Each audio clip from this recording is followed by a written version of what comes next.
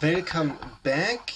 Today I want to talk about the shareholder value perspective compared to a stakeholder perspective. In the last years, among at least academics, a stakeholder view has emerged, which means that companies should consider not only the shareholders that own the business, but also other stakeholders and their concerns in their decision making.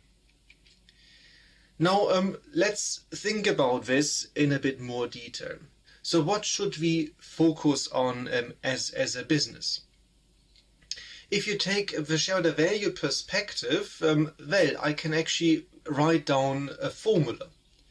End of the day, it's all about your market capitalization, or market cap in short, or market value. And the market value of a business is simply the share price times the number of shares outstanding.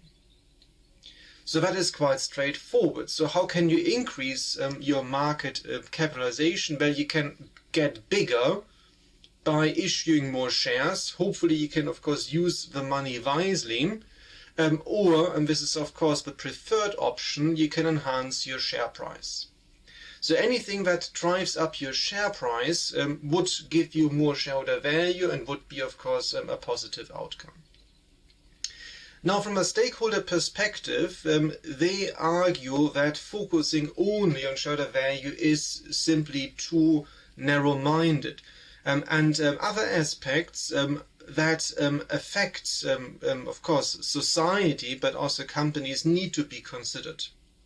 So the stakeholder perspective lists several stakeholders. Most importantly, your employees, the customers, shareholders as well, suppliers, and also the wider public. So it could be NGOs, some pressure groups, government, and so on. So now the main issue arises, whose value should you maximize in a stakeholder value perspective? So now, having worked in industry for quite some time and also having been active in business consulting, I think that's a major question to ask. Yeah? So what should we focus on? So if you take a shareholder value perspective, the focus is very clear. The focus is enhancing shareholder value. In the case of a stakeholder approach, the big question is who should come first? Yeah, what about the trade-offs? And we have to talk about this. Now, another aspect which is discussed quite a lot in the academic literature is the focus on short-term goals. So many people argue that a shareholder value perspective is focused on optimizing the short term. Yeah? But this, again, is not entirely true. So first of all, it's not only maximizing your profits in the short term. You have lots and lots of constraints imposed on the business. Obviously, you have a legal framework, you have lots of regulation, and of course you also have norms in society. You can't just do what you want. There are significant reputational effects, and again, of course, they affect shareholder value. So put differently, the idea that everything is just short-term is definitely flawed from a business perspective. So if you really want to enhance value creation, you cannot ignore the impact on your reputation as a business, for instance. Now, of course, there is some truth in it, in particular when it comes to various performance measures.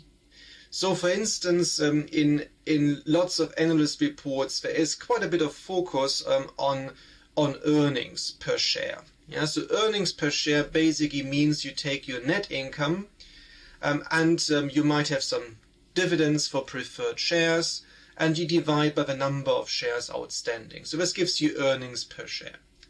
And of course, then lots of so-called multiples are derived based on earnings per share. So for instance, a price-earnings ratio.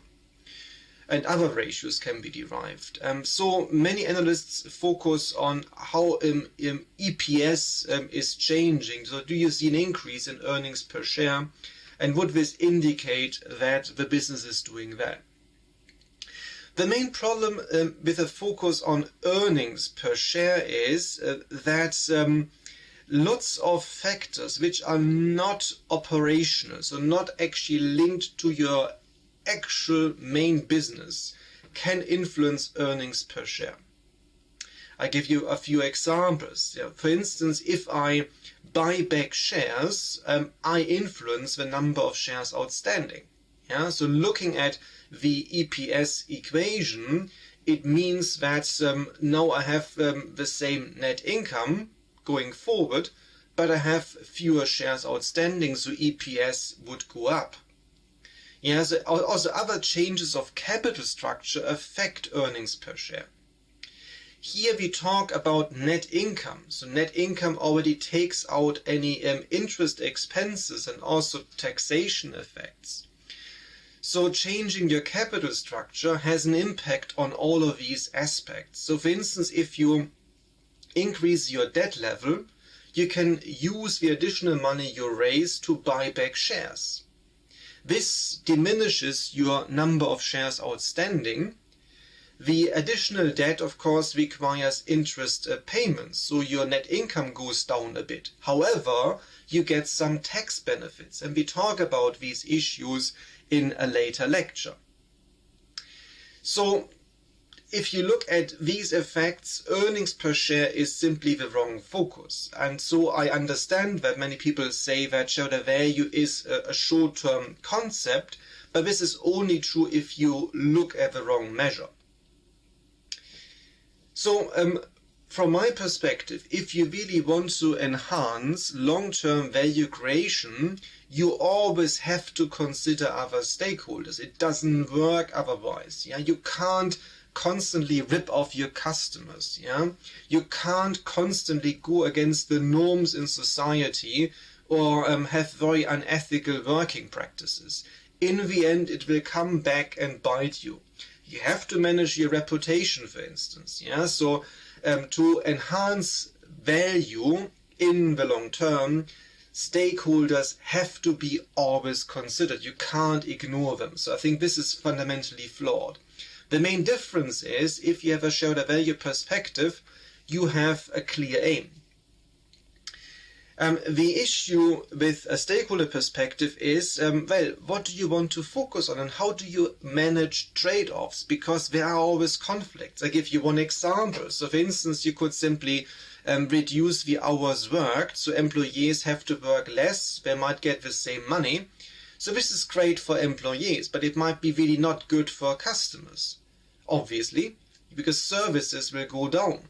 It certainly is bad news for shareholders, most likely, depending on how much you cut the working hours. So it depends, and that's the main issue. Yeah, so very often you have to deal with trade-offs where you actually have a bad and a bad, and you have to see actually which one makes more sense. So the main concern I have with a stakeholder perspective is it tells you basically nothing. It doesn't tell you anything about how you fix these conflicts. And they do arise. And then you end up with this monstrous list of things you want to do, which is way too much and nobody understands it. Yeah? And the main issue I see in practice is that companies do not communicate their strategy at all. So they have these 50 different things they want to do, improving the world, fixing everything that is going wrong, but nothing of it is actually broken down into something you can actually manage, and certainly not communicated, and this is a big flaw. So I prefer honesty and simplicity. Yeah, there's nothing wrong in telling as a private entity, I want to make a profit. Nothing wrong in telling I want to enhance shareholder value. But certainly if you want to get there, you must consider your stakeholders. You can't be a horrible place to work in the long term. In the short term, you might get away with it, but not in the long term. Now, what about the public sector? I have done lots of work also for public entities. So for instance, state-owned enterprises. Of course, there are significant differences. So for instance, you might not have any shareholders, so the shareholder value perspective is not really the obvious choice. However, there is certainly an argument in managing your costs. So it's of course always both sides. You have to look at your inflows, so the money you make from providing your services, and the money can come from, of course, the tax revenue generated partly, and you have to look at your outgoings. Yeah, as an example, if you talk about UK universities, you have a combination of private income streams and public income streams, and of course you have to manage your outgoings.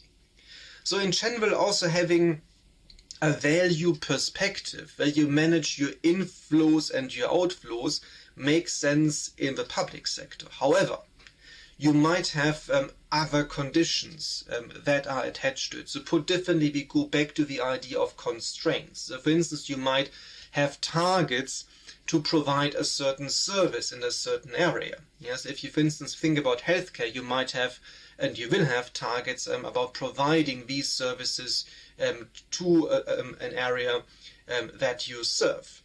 So there needs to be a modification of it, but still you cannot and you should not ignore cost management. That's also vital for a public entity and a state-owned enterprise, for instance, or an NGO. Yeah, you still have to manage your costs, otherwise you are not sustainable in the long term. Now it's important to note, and I mentioned this before, there are an awful lot of constraints imposed on businesses. Yeah, the legal framework, conventions, norms, and so on. So it's not true that you can do whatever you want. And as I mentioned before, if you focus on long-term value creation, you also have to focus on your stakeholders. It does not mean that you can do what you want. And there are lots of issues, of course, which are important in this context, in particular also taxation, for instance, regulation, regulatory changes, and of course they can have a tremendous impact on your business. So when we do our valuation and we consider, valuing a business, we also have to consider what happens if the external environment is changing. Now this is the first part of this discussion. I see you in the next one.